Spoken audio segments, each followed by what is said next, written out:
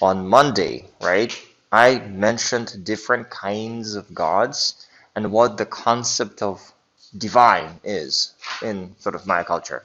And these are just different hieroglyphs for God, and they show you a precious salt, a chunk of stone, polished, shiny, and then the substance, usually shown as dots of different kind, and something precious in it usually.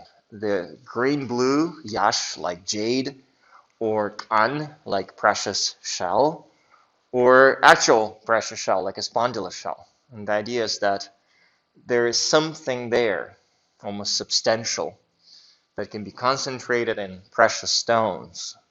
And you can bundle it, you can carry it, but you can also charge it using blood sacrifice, self-sacrifice. And so these jades are from an offering, and this is the material expression of what kuch is. It's in here. Now, today I'm going to talk more about the relationship between people and gods, but also people and ancestors, and those are very closely connected categories, of course. Because if you start worshiping your ancestors, they're sort of like gods. But then ancestors themselves can help you. They can make sacrifices too from the other side and mediate your relationship with the gods. And then I'll conclude by talking about sorcery a little bit.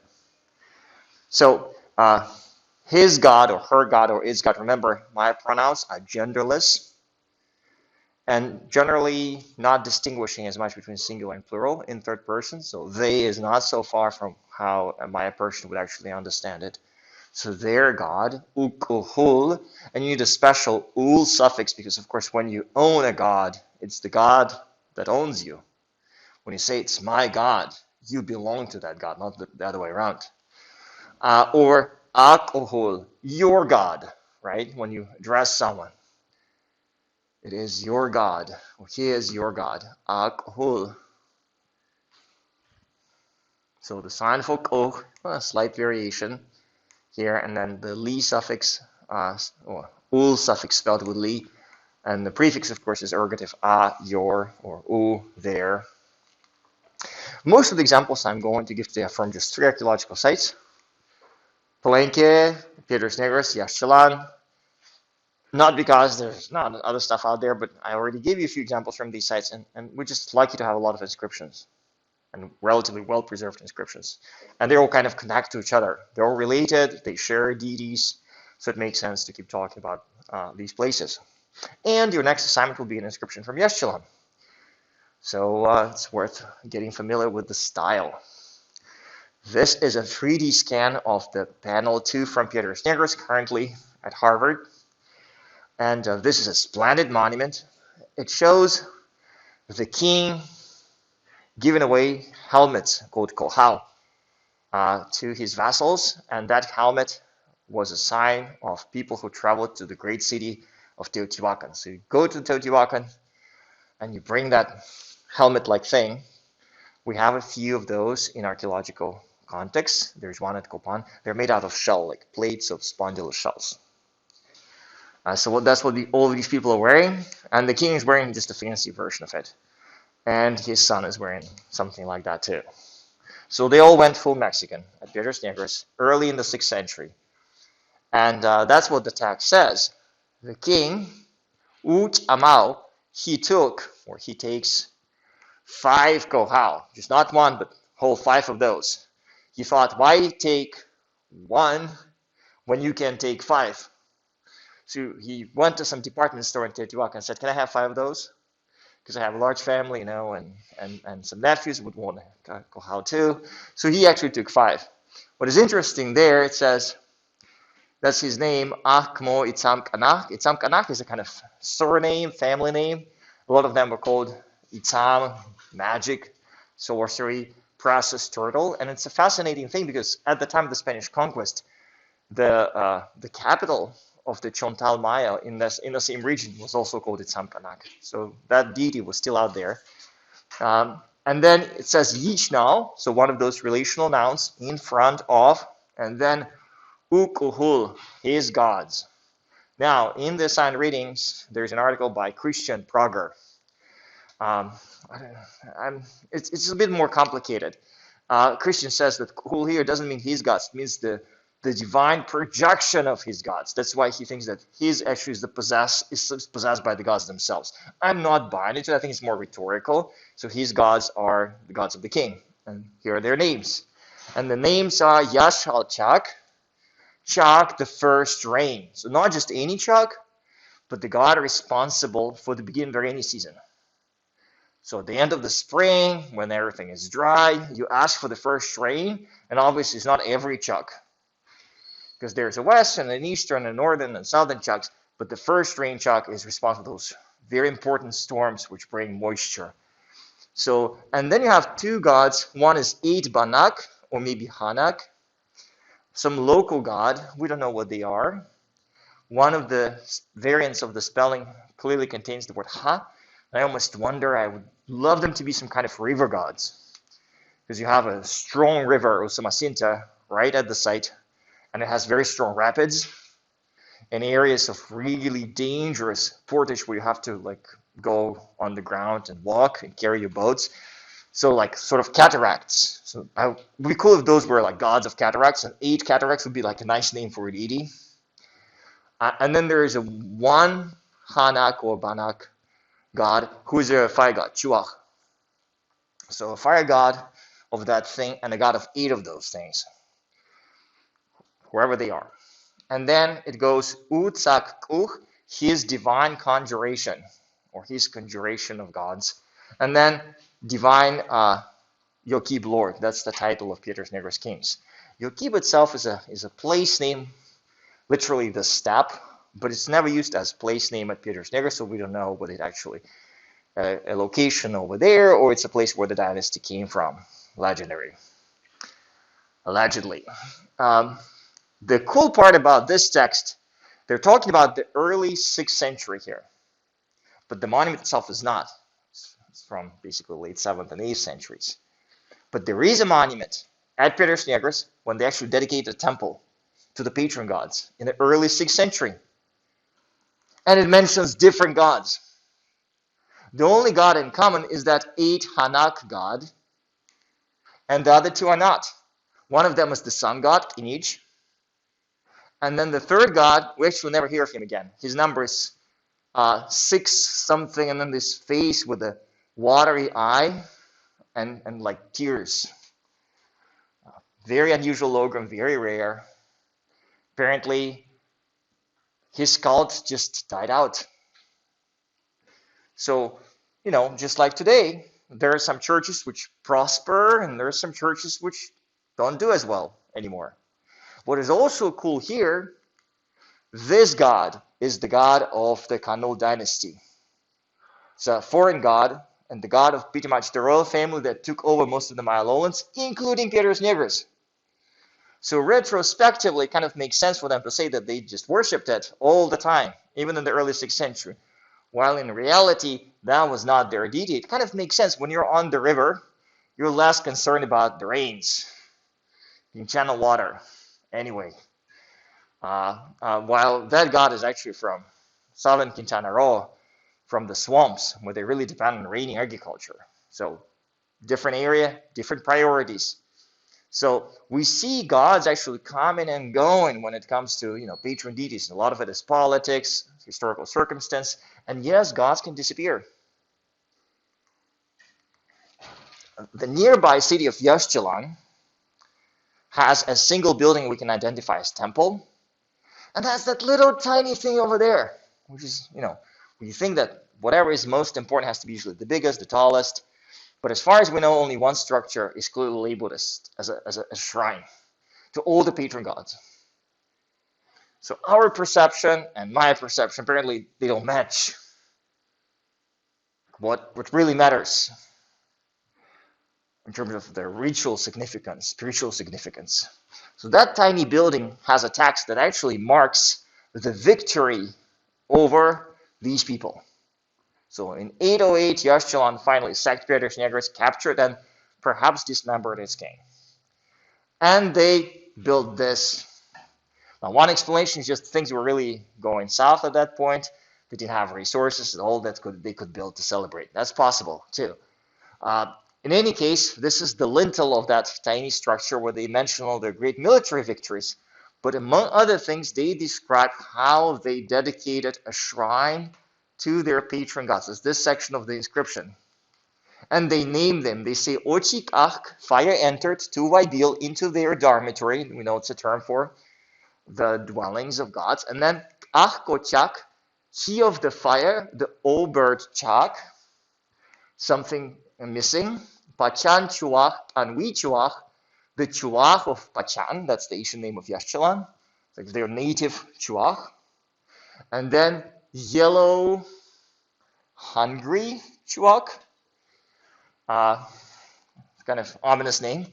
And those are fire gods. And then Sag Baknach Chapat Tahal Wayap, white bone, great centipede, fiery, torchy, literally, dreaming place or sorcerer, 6 something, first lord. Unfortunately, that something remains undeciphered. It's a conflation of tooth with something else. And this sign looks very much like Yashwaya, but it's something else. We don't know what it is. And then Yahaute, military captain, vassal of the spear, Tok Alahau, flinty lord. So these are the gods of Yashchalan. As you can imagine, we can see these gods elsewhere at the site as well. So this is an earlier text, and towards the end, they mention local gods, and it is Ochak and Anwi Chuach. They don't give us the full list, and they don't give us full names, but those two fellas are still there. In this text, they mention Ochak, but they give us his full name. Ak, he of the fire, and Bolon Kalnel, internal hangover, eternal drunkenness. So that's that god of eternal drunkenness. And sometimes they call him eternal drunkenness Chak, the Chak of eternal drunkenness. So you know why this particular god is so important. It's not just rain, it's the everything. And it's interesting that Yashchalan kings went to war as the god of eternal drinking. That's what guided them in their conquests. The second deity in that list is not mentioned elsewhere. It's Yashchalan, Sagbaknach, Chapat Tahalwaya. We know him because Palenque worshipped the same god as what we call G3. And that's his full name. Gods are like humans. They accumulate very long names. And gods especially, because they're more important. And so this is the full name of that Palenque deity. And it goes with Siyah. He was born, that's the date of his birth, before the current creation. And it's also Kinij, Tahal Wayab, so searing, torchy, sorcerer, or sleeping place, or sleeper. Kihintan Ewel, hot, centered, skinny person, or the person of hot skin. Kind of makes sense for the sun god, right? And we actually have one of the demons of the night. He's also called the hot-skinned one. And you actually see he has a big sign for kin on his tummy. And then Tzatzna, the moist house, that's one of his titles apparently. He's the cave lord. He lives in a mountain, in a cave. And then Sagbaknach Chapat, the white bone house or great centipede. Atin Achtimin, Achtimin or Achtiuch, fire-mouthed lunar spirit or fire spirit. And Atin is a verb. At means to bath something. Which grammatical form is Atin? The past would be like Atnach, it was bathed. Middle voice would be something like Atkach. And then anti-past would be Atin or Atan. So baths. This is part of his name, like the fire-mouthed lunar spirit baths, presumably as activity. As in ukun, like he drinks in general, not something specific. So vowel N, suffix of antipassives. And then of course you have Chahal, and then an undeciphered hieroglyph at the end. So that's the full name of that god. And you can see it includes Sagbaknach Chapat, just like the Yashchalan god. And includes Tahal Wayab. And Sagbaknach Chapat is another demon of the night. So the names of the god presumably include also his alter egos, like his animal companions. Although they're not really animal companions, because he's already God, so they're more like supernatural creature companions. They all are what he is, and some kind of fiery creature that moves through the caves too, moist house of some sort. And then Halwayab, we see other images of the sun god as the fiery sorcerer, basically, or torchy sorcerer. And this is his face on a frieze at Copan in Honduras. And he has the early form of the Y logogram in the head with like two little torches. So he's the Halwayab. And that's from the side of Sufricaya where I work. You cannot see his whole face, but generally consistent with the sun god. And then he has Tah and Y as well. So we know it's the specific variety of the sun god who is the Halwayab. So these are the gods of Yashchalan as they mention them, but they're also depicted at Yashchalan. So this is the scene. The king is giving his kuch to the altar, and the gods, they're actually watching over him. And from below, so this is the sun god actually, watching from below. And then above, you have the flint lord, or the flinty lord, Tok Alahau. And you can see that he actually has, his head becomes like a chunk of flintstone. So he's literally flinty. He's the god of weapons. He's a living weapon, like a living blade of flintstone. And then to the left, you can see part of the name of the god is Tahalwayab. So one of the solar god is coming out. And this is the body of the sky, the celestial alligator. And on the opposite side, you see the head of the rain god, Chak, with an O feather. So that's Ochak. And then on either side, you have parents, the king's mother and the king's father. And the mother is the moon, the father is the sun, and each one is holding a bar with centipedes, and out of those, chuaks come out. And then you have additional chuaks, which are probably stars in this context, celestial fires, like little fireballs or comets, also coming from the sky. So all of that is what Maya would call Chan. Like the gods are in the Chan, are in the Chen, below, above the king. So they're all witnessing. And this is another monument, also to Yashchalan. Here, the god is actually labeled as Kan, as we Kan Chuak, so Kanwi Chuak. So one of those Chuaks we know from the list. So they're always watching the king from the skies. In this example, you see Chuaks, unfortunately unlabeled.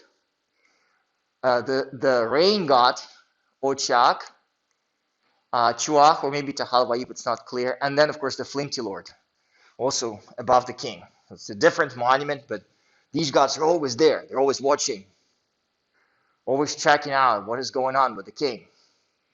In another monument, we see two Chuaks, and then the flinty lord is looking from above. But here there's a twist. This is the king. His headdress contains his name. But one of the hieroglyphs of his name holds a serpent from which the Ochak emerges. So here, the king is Ochak. Like he is part of the rain god, or the rain god is part of him. And in fact, sometimes it's much more obvious. This is Stila Ilaun from Yashchalan. Here, the king is actually wearing a full mask. So we see it in kind of X-ray vision of the Chak. But not just any Chak, but once again, the Ochak. These masks are usually not preserved because they're portable. They're supposed to be light. We only have one example found at the site of Aguateca. We know they're made of textile with stucco and glue. So they're actually very thin. They're very light. They're portable. So Maya kings really had these big attires they could put on and become gods. And what is also interesting, he's carrying a place name belt. So even though he is back home, spiritually, he's in some kind of mountain marked with number 9. And unfortunately, place name we can no longer read. So some 9 mountains where presumably the Chak comes from. And he is basically holding a wheel, the god of royalty or the spirit of royalty, lightning, and some kind of bundle of tallies, because he's in front of the captives. So he's probably doing like, I'm going to show you what the God of eternal drunkenness really does to you guys. I hold the supreme authority, the lightning, the kawil. This is a demonstration of the king basically showing who he is as a ruling monarch. He has the lightning, and he is the embodiment of the patron god. So he's one with the patron god. Now, the expression of being one with a god or concurrence is ubahilan. You've seen it before, like in the ownership statement on that vessel that you translated. And ba means image, ubahil, the image of. An means essence. And it's very important Mesoamerican concept, not just Maya, but say Aztecs believed in that. The Aztec word for something similar is called te shiptla, literally divine image. And we sometimes translate it as impersonator, but that's not exact. The moment you put the semblance of a god, you become God. And Aztecs, of course, would also sacrifice their te shiptlas after a certain period of time, and basically release the divine energy and then summon it again into a new body. Yes, so incarnation is a good point. And of course, it's interesting that the king obviously is not going to kill himself, but he temporarily incarnates different gods. Or rather, he probably doesn't lose entirely his own personhood, so he kind of cohabitates, shares his body with the divine presence. Very much like some Christian denominations will have people who Holy Spirit descends into their body, they start speaking tongues, right? So this is something similar that is happening here. Or in this case, the king eats chocolates as the sun. So presumably when the sun is hungry and wants chocolates, through the body of the king, the sun can eat chocolates. And of course, the king also eats chocolates. It doesn't hurt. This is a text, actually very late text, late 9th century, from kind of far north of the sort of southern lowland Maya area. The site is called Sabana Piletas. Has a very lengthy stairway. Most of it describes how the king pretty much vanquished everyone. It says something along the lines of, he chopped the land where the northern lords are, where the southern lords are, where the eastern lords are, where the western lords are. He chopped everyone, he vanquished everyone. But then there's this interesting section that describes which god the king shares his body with, depending on the nature of the job. So the king is Ubahilaan, 7-centipede eagle Syrian lord, the sun god, the eastern sun lord. The one with the hot tummy, or the hot skin, with the flint and with the shield, Tatok Tapakal.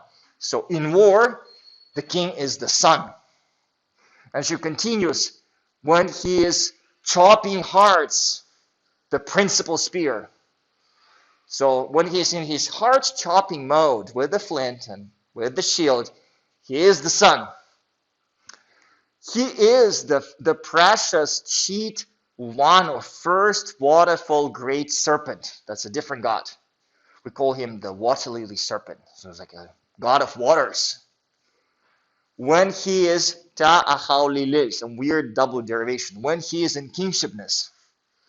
So when he is in kingshipness, sort of a civilian ruler, he's the water god, which kind of makes sense, right? The god of irrigation, canals, rains.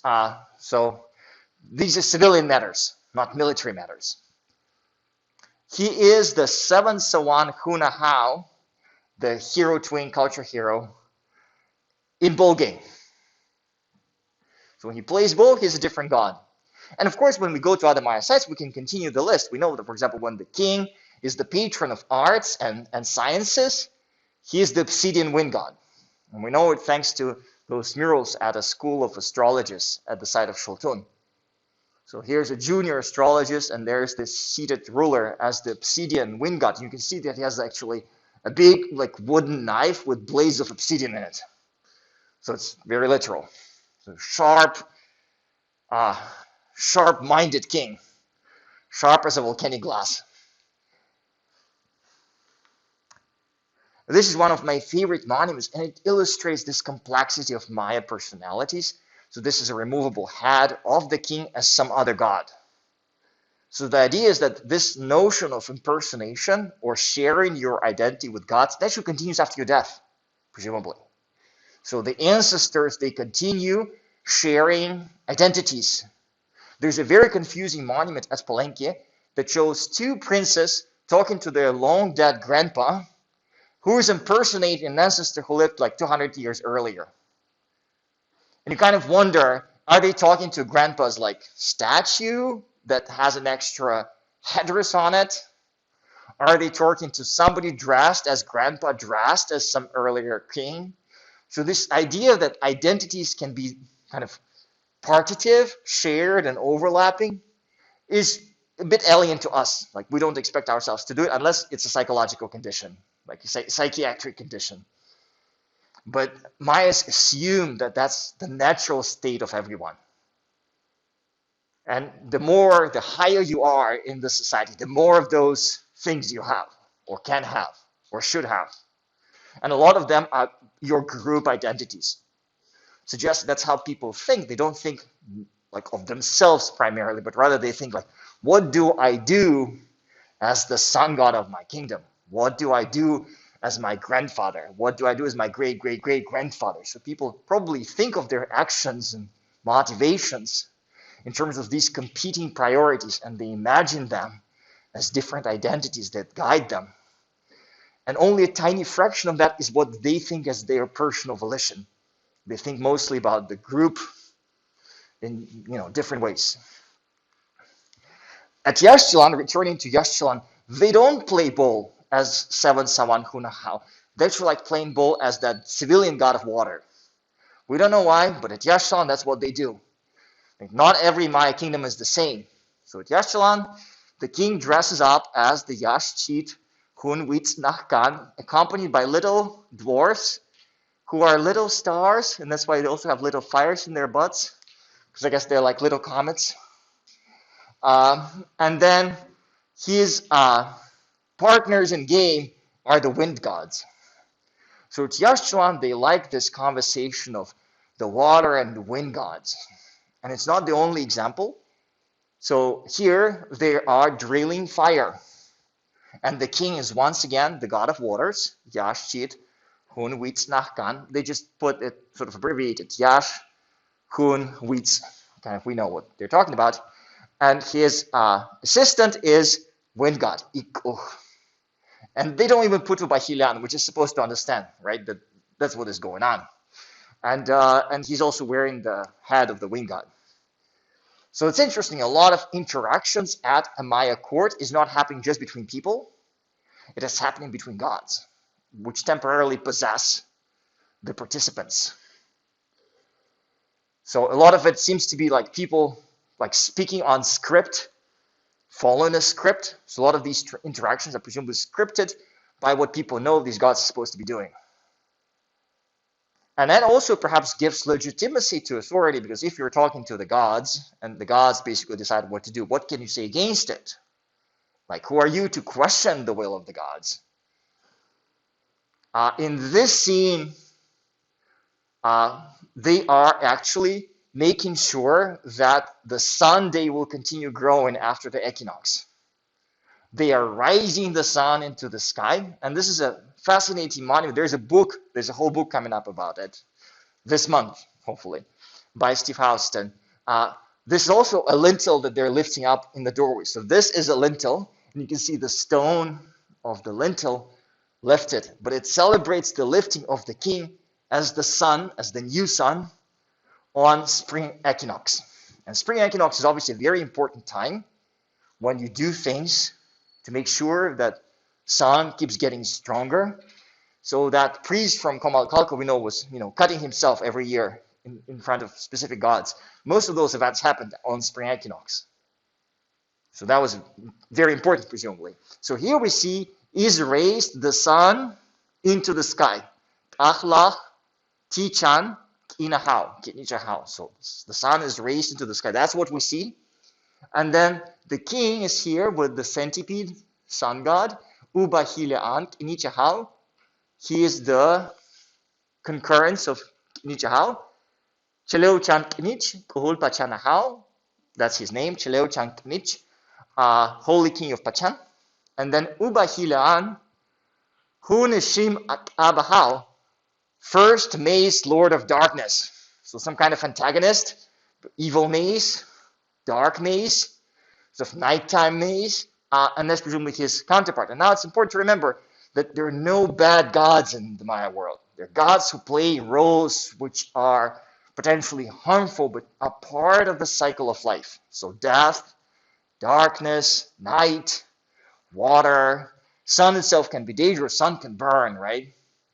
Darkness can be a savior from the sun. So they see equinoxes as this moment of balance between the forces of darkness, which are also fertility and corn, and the sun, which is also, of course, war and destruction. And so this is the moment of balance. Now the sun is going to rise, and presumably the one maze, Lord of Darkness, is going to lose power. And then at autumn, that balance would tip in the opposite direction. And then you have these guys who are also gods, the four Itzam gods who are lifting the sky. So everyone here is basically people possessed by gods, except that there is an actual god present here too, one of those real Itzamwites. He looks decisively creepy. He has a mountain on his back, and he's coming out of some kind of death flower. So once again, we see images of what a courtly life is, and a lot of it is basically people and gods doing things together as one. Queens are participating in that too, even though we have a lot fewer images of that. So here, the queen is charging the weapons of the king with a divine spirit.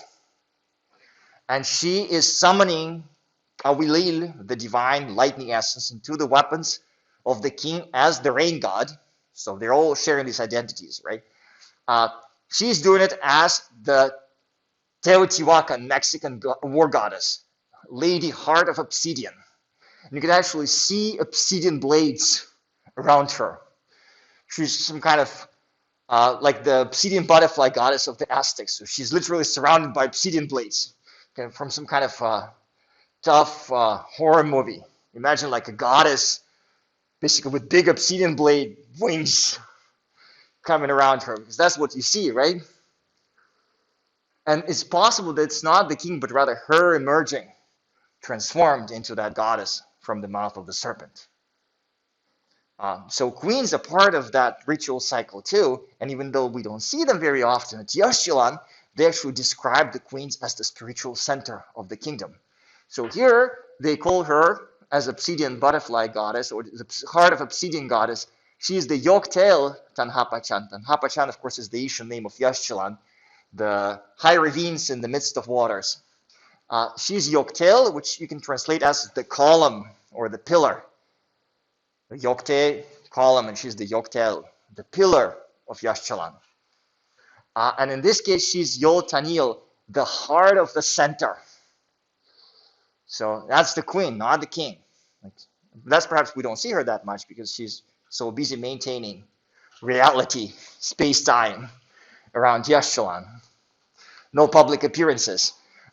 This is one of the few known images of Maya queens representing Grandma Goddess, the goddess of creation, midwifery, and destruction, Chakchel. And so you can see that she's wearing the mask because that goddess, she has a partially jaguar-like head, jaguar ears, and she also has jaguar paws, which I guess is a perfect metaphor of goddess who can, manipulate things, can accept babies into the world, so can be very soft, but also can destroy things. So there are claws if she needs to. And her skirt is decorated with flowers and crossbones, because once again, destruction. And yes, she's carrying a baby, unclear. I mean, the eyes are closed. We don't know. It's like a recently born baby, dead baby, baby sacrifice. It's not apparent from the scene. And she's accompanied presumably of other goddesses, because we know Chakchel is a category of beings. So it's a whole dance of Maya noble women sharing their identity with these goddesses. These images are rare, though. We know very little about female rituals. This is the Queen of Naranjo. She's in Almaich. She's raising the gift, and we see that's basically a bowl with offerings. There are glyphs in the middle which say Bolon mean Chichan, eternal fiery war. So it's not very peaceful. And what is also interesting, the date is the same, so they're talking about the same event. They say that here she's Ubahilaan, Ish Ta Lemchan, Lady Moon in the shiny sky. So she's the moon goddess. And here they clarify that it happens Tayikin at midnight. So obviously, moon goddess, midnight. And that she is with Yashkuch, with the fresh new god. And presumably that's her blood, right? Her divine offering. She just produced a new divine energy that she can then give to gods or to the king or to some other things. And of course, we see that production of energy. This is the king doing his kuch. So he generated some new kuch, and it's also marked as yash and kan, everything precious. We see plates in the codices with the same substance. 2 of yash and kan. And in translations, in poetry, in early colonial texts, it also means glorious. Like Mary in Christian literature, in Mayan language, it says Yashal Maria, Anal Maria. Green, blue Mary, yellow Mary, literally, but it actually means glorious Mary. Or in one text, they describe Yashal Misterio, Canal Misterio.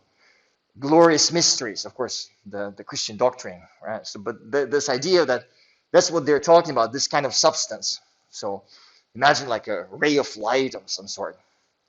That's what it is, right? It's not entirely material. It's the energy that you see. And this is the king doing it, and this is the queen doing it, of course. And you can see that she's actually using her tongue. She's collecting, and it's supposed to be painful because it's chab, it's penance. You're mortifying your flesh, you give something, and then something is your suffering for the gods. That's why it has value. It's not just the physicality of the blood, but it's the sentiment of suffering, of giving something emotionally that matters. And yes, there's also a human heart here, just in case, because gods, they like human hearts. There's a little incense burner. There are a few like pine torches, and then there's a human heart. It's already on fire, so it's kind of all set. Hearts too. Hearts are very important. And at Yashwan, of course, we also have bones for bloodletting, shaped like the gods of Yashwan. So the idea is that you dip them in your blood and kind of flows into their mouths, sort of direct feeding. And spiritually, of course, these are just projections of the gods into our world. And so the gods on the other side are presumably getting your energy. And so the bones are called Mahirbak, gifting bones, or Abil, the penance creation of the giver. You can feed gods in different ways. That early reference to Yashwan gods, it actually starts with a list of captives of the king. And then it says, Uwehi, and then they ate them, or as they ate them, and then the names of the gods of Yashwan. So gods of Yashwan ate those captives. Now, we don't know how it happened. They chopped them and burned them on an incense burner. Or maybe the king of Yashwan dressed as Ochak. We've seen those images and then had a nice dinner. Unfortunately, there's no way for us to tell. But gods consume the enemies. There's one text at Palenque in which they describe not just people, but captured enemy gods, and they were also eaten. So, presumably to take all the energies, right? Take the kuch from enemy gods to your gods. This is an altar. It's about this big, and it's called the feeding stone, Weibil, the feeding instrument. So that's for the gods to eat from. That's what altars are. So gods, they require sustenance. Gods can also have things. This jewel from an unknown location, looted unfortunately, names its owner. It says Yikat, the precious jewel of the god, Kuch, and then the name of the god. And we only see that name once on an incised vessel from around present-day Zapote Bobal in Guatemala, the kingdom of Yeshwitz, and it's some kind of star god. So it's something star. Unfortunately, that part remains undeciphered. It's white something star. So Not a very popular god, but somewhere there was a statue of that god, and it had its own jewelry, and was labeled as its property. And gods are also called huntan of the king, and that's the same term that is used to describe mother's child, the cherished one, or close to the chest, like breastfed. So the gods are to their followers like babies to their mothers. And it's not because gods are powerless, but the relationship between humans and gods is fragile, requires constant nourishing to maintain their presence in this world and to make sure they're happy. Because gods can also be unhappy, very much like toddlers, and you don't want them to be unhappy. They can do horrible things. And so we have images of gods like this. This is, of course, a drawing of a person revealing a sacred bundle, and there's a figure of gods in it. These are real figures of gods. They're about the right size. Those were found at the site of Tikal. They're made out of wood. The wood decayed entirely, but it left voids. And archaeologists inserted plaster of Paris into the voids. They solidified, and then the paint of the wood ended up glued to the plaster. So archaeologists retrieved painted images of deities, like little wheels made out of wood. So we know what they're actually showing is pretty real. And here, of course, the king and the queen are holding divine spirits of basically spiritual royal power, a wheel, and royal crown, so the spirits of royalty, and they're shown as little babies. And they're holding them like babies. They're actually even tickling them, like on their tummies. So this is a very important metaphor, the importance of relationship between the king and the gods. It's just like with a baby. It's a tenderness, a love, full-time dedication you're supposed to have when you take care of a god. You have to make gods happy. You have to make their hearts happy, and their hearts can be at peace. Another common expression is mihihyol, like their hearts grow from happiness. And this is an interesting text. It's on a temple at Palenque, a funeral temple, but the inscription is a long story of Chichan, the Zerpa King, who exceeded, replaced the previous fellow when he was only 12. And then he reigned for a long time, and of course Chichan never had to explain anything to anyone. If they had any problem with him, he had more direct ways of changing their opinion permanently. But his son had issues of legitimacy, so he carved this very lengthy inscription describing how the previous fellow, before Chichan didn't respect the gods, and that's why all those bad things happened, but now everything is just fine. And you kind of wonder who the audience of the inscription is. Like, who is he actually talking to? That king's son, right? Until he gets to that point, when he describes how the gods got all those offerings from his father. And then he says, now indeed your heart should be at peace. And it becomes obvious that the whole inscription is basically like a message to the gods. That the king is talking to the gods, saying like, look, my dad is okay. He gave you all these necklaces and jewels and headdresses. You should be happy with him. So and they're not trying to convince the peasants, apparently, or the neighbors, but they're really worried that the gods may not be entirely on board with the whole like coup d'etat thing. And so they talk to them in writing, a big ladder of love to the gods, big temple, and all these messages. At Kopan, they also call the gods the guardians, koknom, like the keepers, something you put on the edges of your cornfield to protect it from pests, those who guard. And so the king can impersonate them as the guardians, and so the king then becomes the guardian of the realm. And this is at Kopan. Ancestors are part of the picture, of course, always. Ancestors are important. Ancestors are always nearby. Remember the example on Monday when they describe how they put the altar above the deceased ancestor, and that's where the altar is, and that's where the burial of the deceased ancestor was. So they're really close, and the altar is sort of above. And the person who dedicated the altar, of course, shows himself. See, here's our Yashwaya, who built the altar, and this is the first king, and that is the 16th king. And the first king from over there passes literally the torch to the 16th king. So very obvious where the authority is.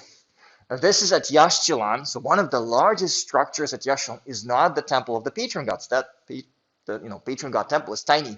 It's actually the palace of the Ancestor. So this whole building is the palace of the dead king. His tomb is there at the bottom. But here in the central room, there's actually a life-size statue on a throne. And that's very important because it implies that if there is a statue, if there is a palace, a lot of people serve that palace. A lot of people speak on his behalf. A lot of people have their interests, their corporate interests, tied to the Ancestor. So technically at Yashchilan, there is a palace where there is a living king, but you may not necessarily want to see him. You may come to Yashchilan to see his father, to have an audience with his father. The father is technically still in power too.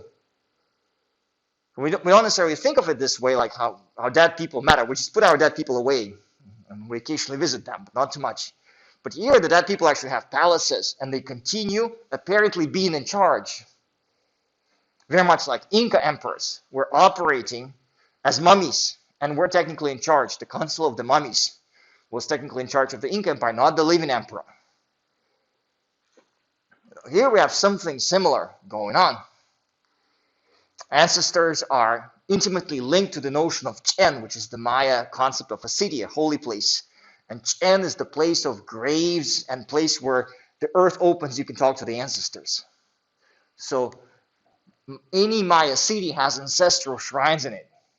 That's very important because that's a communication port, basically. Not just gods, but ancestors.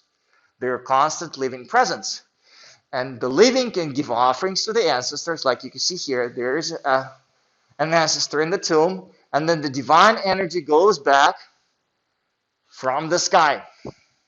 And some Maya graves actually have these so-called psychoducts, which facilitate the movement of the spirit between the tomb and the world outside.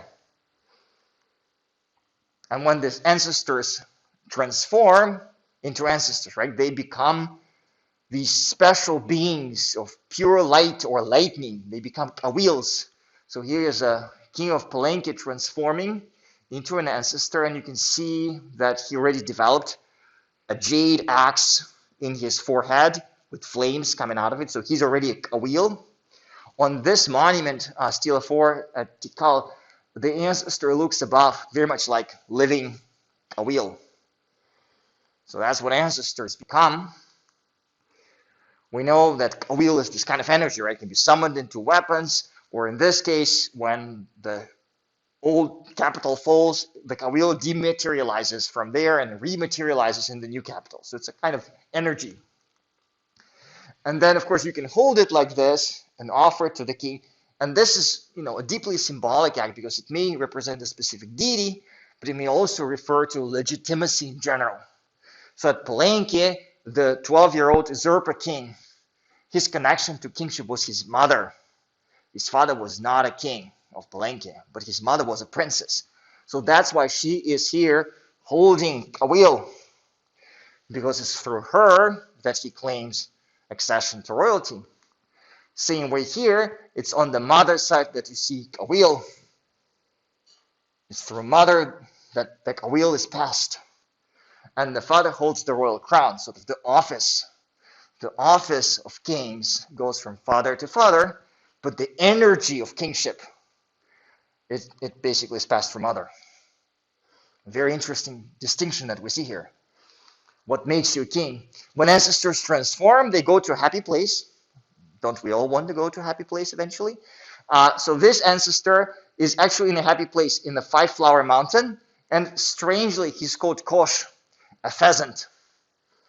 I guess he developed wings, and he's like little angel, little pheasant in this case, in some happy 5-flower mountain place. Not bad. These ancestors, they are the sun and the moon. It's kind of interesting how Maya imagine how it happens that you have so many different ancestors and they all become just one sun and just one moon. Here, the author is actually clarifying it to us. He's saying that the ancestors are just ubahilaan of the sun and the moon. So the ancestors merge with the sun and the moon. That's why you have so many ancestors, but just one, celestial object. And it makes sense that just they share the essence with the sun and the moon. And of course, as the ancestors, the big important ancestors, share the essence with celestial objects, presumably lesser ancestors do the same thing. So this is a scene from Holmur where I work. The king becomes the sun, sort of more advanced in becoming the sun than, say, King Shanampakal. That fellow is still like a baby. This guy is already seated, rising into the sky. And spirits of the stars give him first bread, tamales, Nahwa. But it's also interesting that they're labeled as commoners and something lords. And in this scene, there's a rising sun in the sky, presumably, and the little cartouches here are names of the top members of the court. And on the body of the royal sarcophagus, so this is the lid, but on the body, we also see the same names as little stars. So the idea is presumably as the king and the queen, they rise into the sky, a part of their spirits, right? A certain aspect of their souls rises into the sky and becomes the big celestial bodies. Everybody else becomes little celestial bodies, like little stars around the big, shiny celestial object of the king and the queen. So if you're an important member of the court, maybe you'll get a brightest star, or you'll merge with the brightest star. And if you're a lesser person, even commoners will get little stars. Isn't that beautiful? If they serve the king really well, of course, because basically everything is possible through the body of the king. So ancestors are also named as owners of the land. It belongs to them, not to the living. And we see it over and over. It's Yashwaya, the divine founder of the dynasty Ichmin, owns the land.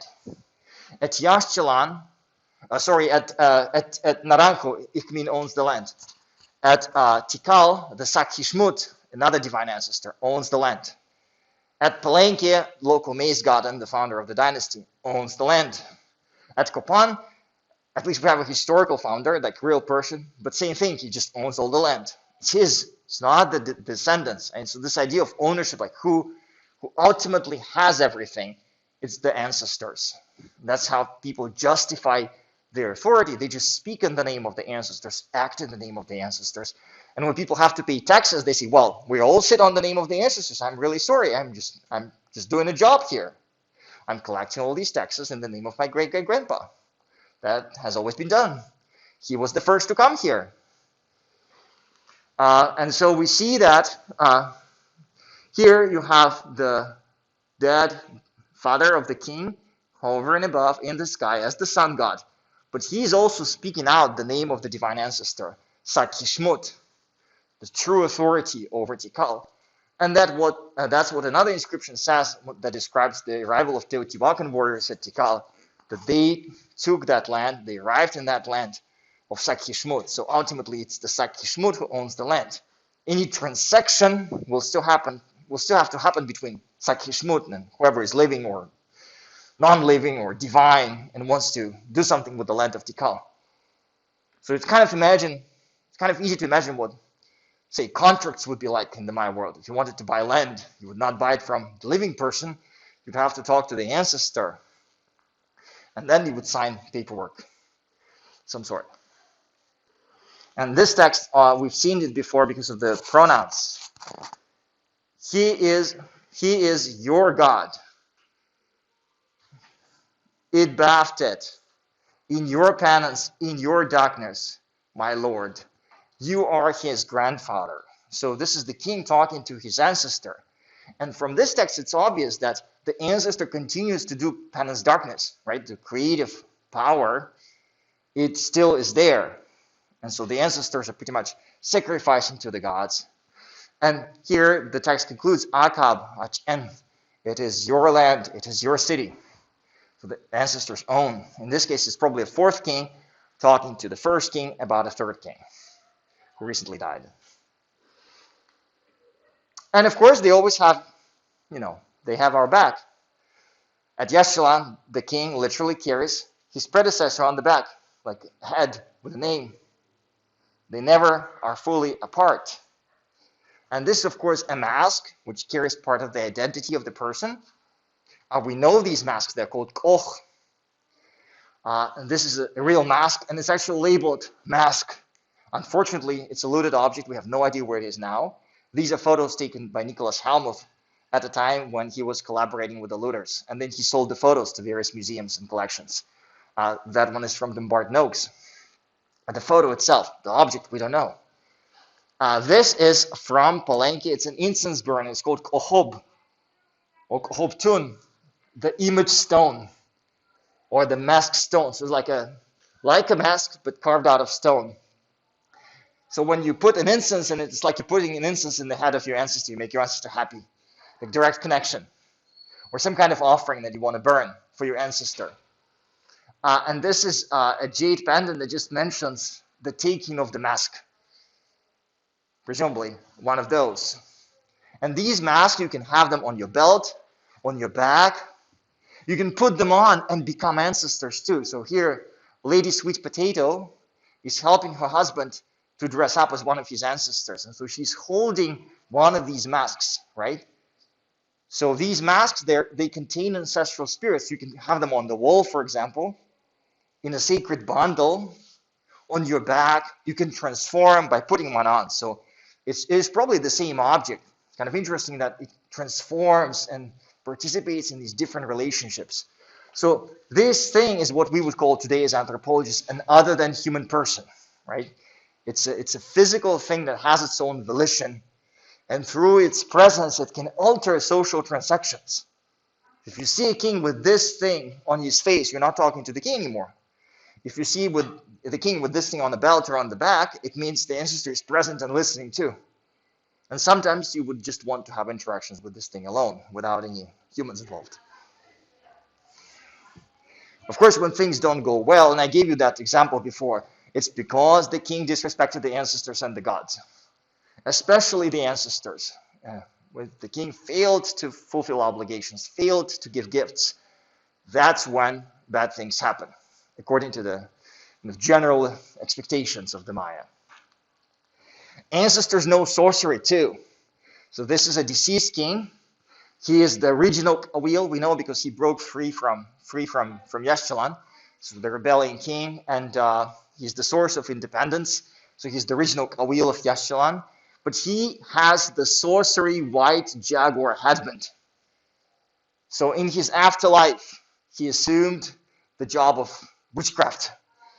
And of course, witchcraft is a separate topic. There are these creatures, right? The Wahi, and I'm going to talk a little bit more about them now. We know that the kings own them, and sometimes ancestors do. Here it's a rather cryptic text from Palenque. They say that was charged many or endlessly. The Sagbak Nach Chapat, this creature, the Wahi, the sorcery of Awil. Now you think Awil is the lightning god, but they're probably here referring to the ancestors of Palenque kings. Because when we see images of that creature, it is called the Wahi of Baatel, the Wahi of Palenque people. So what they describe is how it came into being, created by the sun god, Bolonokte, presumably for the kings of Palenque, so that they could have it and use it. And of course, Palenque kings called themselves the Baatel sorcerers. Why, wow. Women too could be sorcerers. So this is Lady Wayab, Lady Dreamer, lady who summons up the coiled up serpent. We don't know what it means, but she appears on several vessels as a kind of protagonist of mythological scenes. And you can see that she usually summons this god from the serpent. G1, one of the Palenque gods, is called Yashwaya, the regional dreamer or the regional magician. The sun god, of course, is the fiery magician. So gods, they too have these special powers, magical powers, dreaming powers. There's a lot of ethnography in Maya sorcery. If you ever decide to read something, I strongly recommend this book, The War of the Witches. It's actually not about the Maya. It's about Nahua-speaking communities, present-day Mexico. And it's Timothy Naba, he decided to publish his dissertation as a novel. So instead of doing a conventional academic account with citations and field observations, he turned to a work of fiction. So it's a story that is partially not real And a little weird because it was written in the sort of hippie days, and he's describing taking drugs and having all these experiences, which he probably did just as well. And then it's also a story of the social context of witchcraft. It's a story of an actual village where people died because they were accused of witchcraft and killed. And so he kind of brings us to that story eventually, and kind of learn to understand how it happens and what it means to people. We may not believe in witchcraft, but if it has real social consequences, it's kind of real. You can be killed for it. It's very real to you. And Pedro Pitar Ramon studies Tzotzil Indians and their translations of his books into English.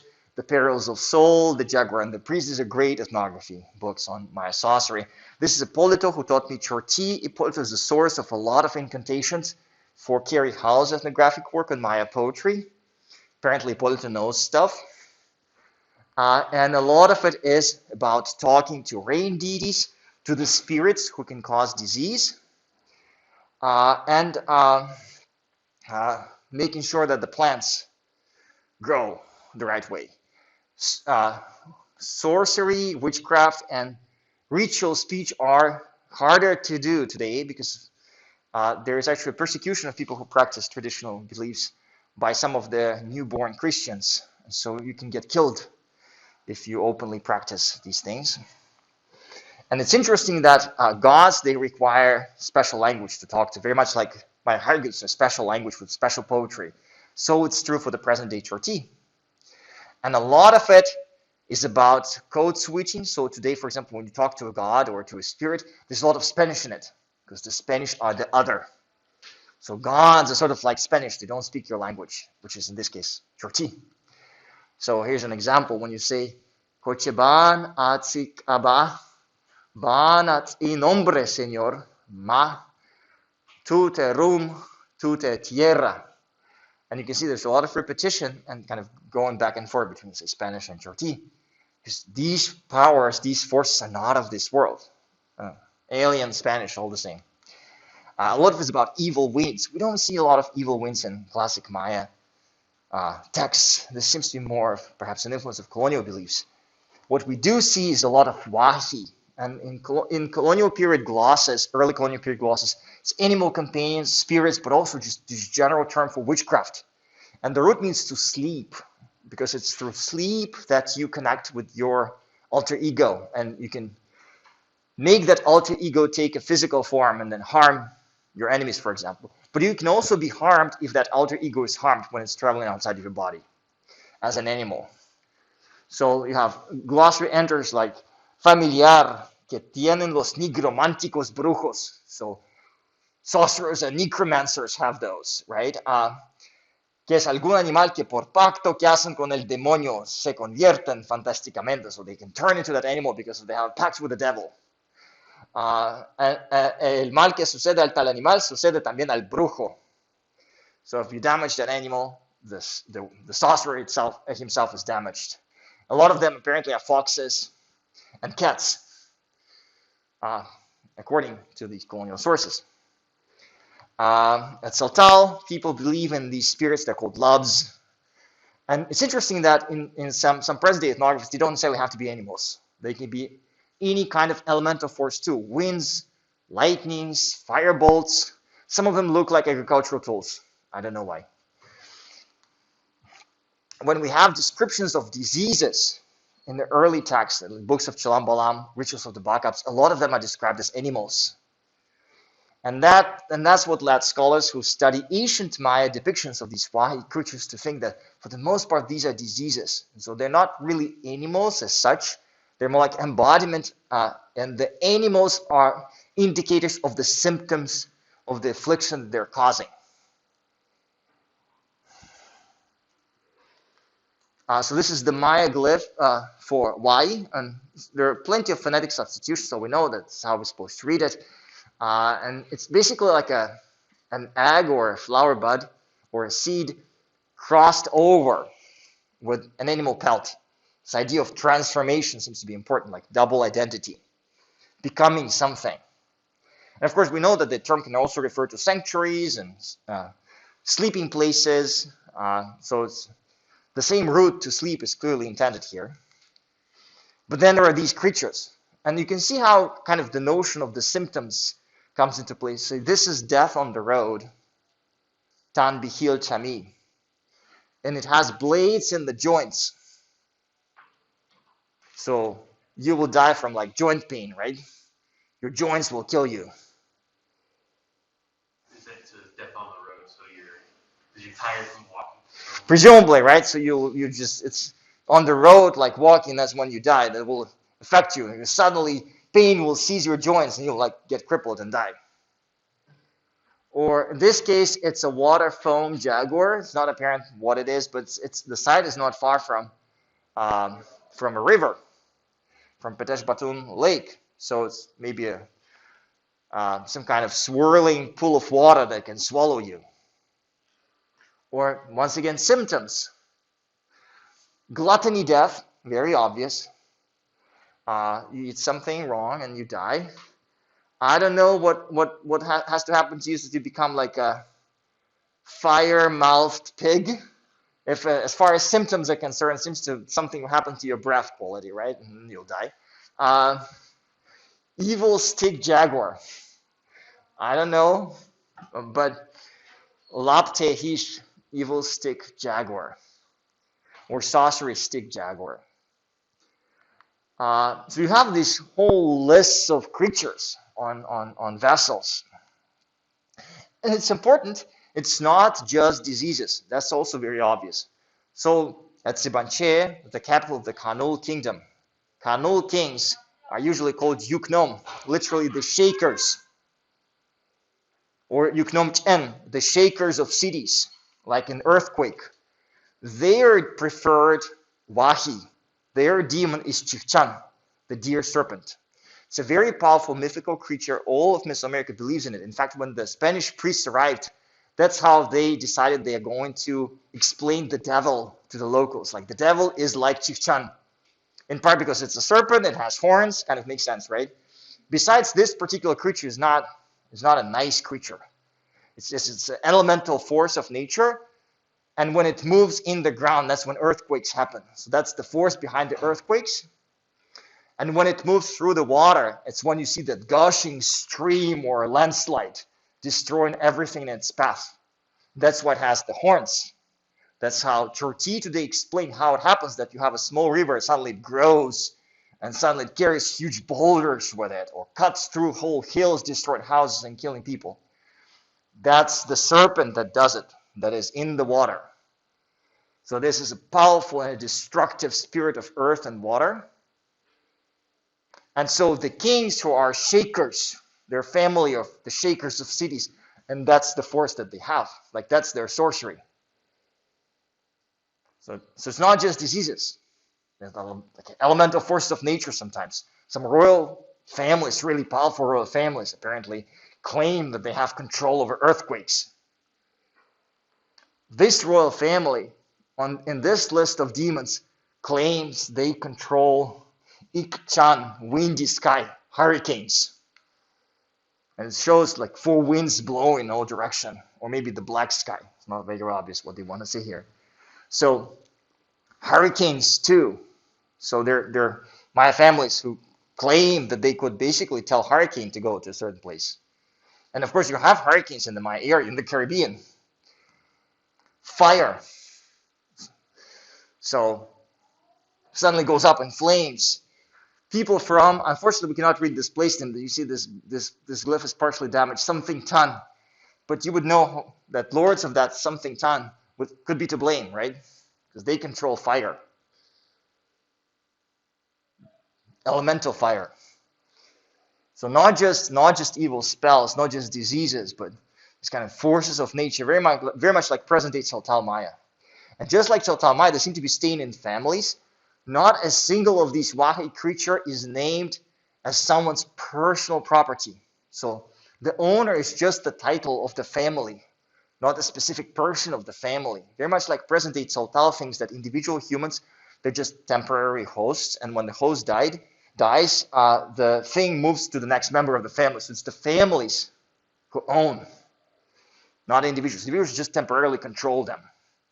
And that seems to be the same idea here. Families own these things. Now, why it happens, kind of hard to tell, right? Like, what is going on? Why would you put it on vessels, on drinking cups for social events? It is almost as if you want to say, well, I know everyone in this room, this is what you do. None of it is going to happen here. We're just drinking chocolate. It's almost like, weapons control agreements in which you say how many weapons you're going to have. And you're going to inspect, each side from time to time to make sure that that's still the case. Yeah, so it's like no sorcery in this room. We all know this is what happens here. None of it is happening here. No random fires, no earth shaking, no like joint pain is going to happen. We're all friends. We're all drinking. So it's kind of interesting that, but it also implies that a lot of sorcery is actually happening. Like people are attributing things. So every time your house shakes, you think, oh, those damn Cano lords again. What did I do wrong? Right? Or when your house suddenly catches fire, you know who's responsible, which royal family is plotting against you. So you may decide to, embark on a retribution of some sort, or send your demons after them. So this is sort of the dark side of my world that we don't necessarily understand well, but we know it exists because these images are there.